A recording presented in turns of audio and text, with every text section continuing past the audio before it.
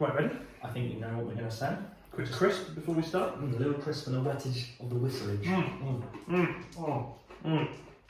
Part 3, 60 years. Here we go. Cheers. Okay.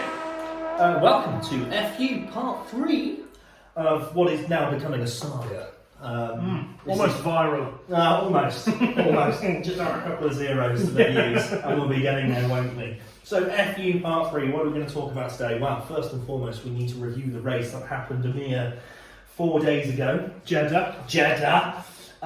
Once again, complete and utter Red Bull domination. Yeah, Red Bull did smash it out of the park yet again. Great drive from Max Verstappen, really, from 15th to finish second. Yes. Can't help but feel like the safety car was a little bit unnecessary. Yeah, it was. I mean, I think they came out and said afterwards, they said, oh, well, we brought the safety car out because we didn't know where the car was on track. But then once you sort of seen where it was, it really wasn't needed. And I think there's 86,000 cameras at an F1 circuit. Yeah. You don't want to see stewards on the other side of the barrier. No. But a virtual safety car or yellow flags would have been enough. Because then you'd have kept the dynamic of what we were watching. It's just the FIA, don't they? They want Verstappen on the tailgate of whoever's in first place. Yeah, it makes good telly, doesn't it? Maybe. It does. It's just a thought. It does. It makes good telly. It does when Verstappen is nailing his drives. And the thing for me, and I know it does sound like we really dislike Max Verstappen, and we don't. Well, he's a cracking driver. He's got a lot of talent. But then at the end of the race, did you see it on the TV? Checo won. He was hugging the team, and then Jos Verstappen just happened to be with face like thunder. Yeah, he was just stood there, and I couldn't help but think that's not on. That's not good. By lap 35, I was drifting off, but in terms of a race, Red Bull, wow, you're bloody quick. You've got 1-2, 1-2. Just smile, man. Yeah, because ultimately the team that your son is driving for has still won the race. And he's still coming second, and he's still nicked the fastest lap at the end, and he's still winning the championship. And you've still got the same logo on your shirt as him. He is a teammate. Yeah. Stupidly, after the race, classic Formula One. I know exactly what you're going to say. What's the left man doing? Right foot? Third. No fourth? No third? Third. It was a bit... For me, it just sort of summed up all of the issues around the management of Formula One. You know, Fernando Alonso on the podium, everyone's brilliant. Fernando's got a car that you can put on the podium. After the race, he's demoted to fourth because of the penalty issue. Which was a penalty. Didn't serve the penalty, yeah. And then he's reinstated afterward. It makes a bit of a mockery of the whole end of race proceedings. You kind of don't want to take that moment away from a driver. No. Whether they're 41-year-old Fernando or 21-year-old rookie in the first season, you've got a podium. No, actually, we're going to take that off you. Can you go and give the trophy to George Russell, who we denied that moment? Yeah. And then a day later, actually, George, could you give it to FedEx so that they can send it back on to Fernando? Yeah. I saw there's a brilliant thing on TikTok. There's a video of Mercedes, and there's George polishing the trophy, and then someone straps it into a car seat and drives it off to Aston Martin. Quality. I'll show you actually, it's quite funny. They probably got there quicker than. But okay, the jack touched the back of the car.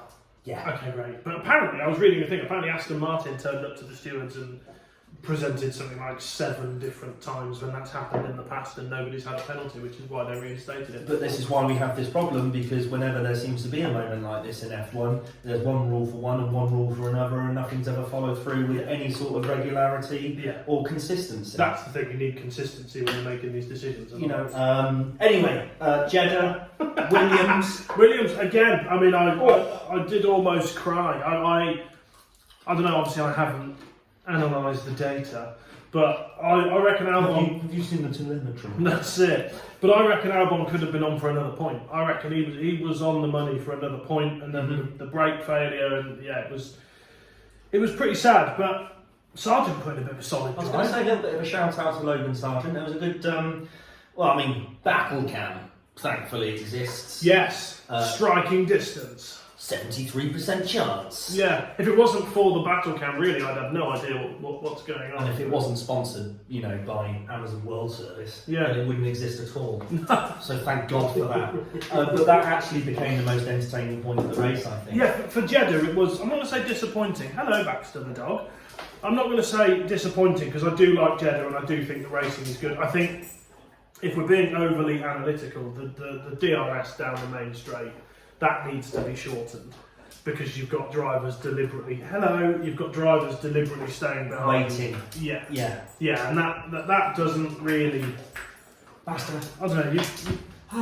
What was I saying? Jeddah DRS. Yeah, I think the DRS on the main straight needs to come back a little bit because really,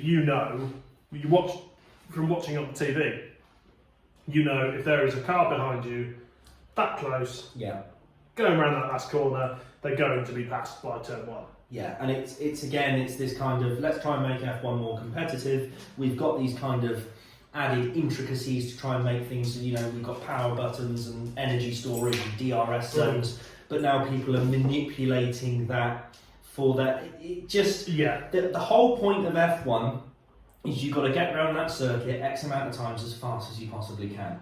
Why would you purposely hang back to gain an advantage? It doesn't quite make sense. No, I know what you're saying. But yeah, so Williams, we've ticked that one off. Again, like I say, Albon, Shane was on for another point. Yeah, he was. McLaren. Again. I'm going to have a crisp.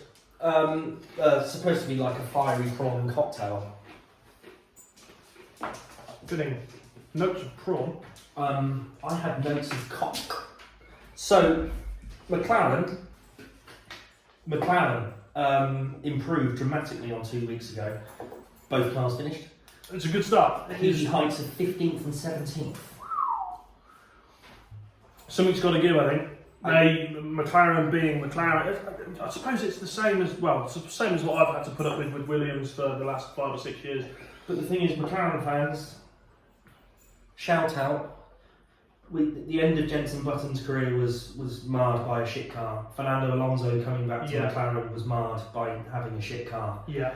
And they were chucking it around. I remember Fernando had a couple of cool races where he was like just chucking it around and trying to get 10th. It's just not.